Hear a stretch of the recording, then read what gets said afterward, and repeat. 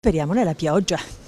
Questa l'ultima speranza per i padovani per migliorare anche se di poco la qualità dell'aria. La città del Santo nel mese di gennaio si aggiudica una svilente maglia nera come città più inquinata del Veneto. I primi 31 giorni del 2018 sono stati da incubo, si sono registrati, secondo i dati di Legambiente, 21 superamenti al limite di legge dei PM10. Dunque abbiamo respirato aria avvelenata e fuori legge più di un giorno su 2. I padovani, consapevoli dei livelli critici di inquinamento, cercano di adottare buone pratiche.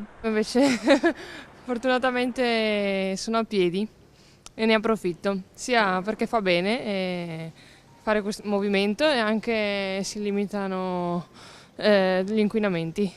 Per venire in centro sì, per forza sono costretta perché non si riesce a parcheggiare. Non sono neanche tranquilla, spero che riescano a prendere dei provvedimenti al più presto. Appunto, maggiori provvedimenti, questo chiedono all'amministrazione, un appello condiviso con Legambiente che oltre al blocco degli Euro 3 esorta il comune ad adottare misure più drastiche e a ridare priorità al trasporto pubblico. Il problema è questo, che a volte si è costretti perché gli orari dei mezzi pubblici sono pochi e bisogna arrangiarsi. Si fa il possibile, bisognerebbe incentivare il servizio. Intanto il semaforo rosso che vieta la circolazione in provincia a quasi 150.000 veicoli durerà anche oggi e verrà tolto solo dal prossimo lunedì.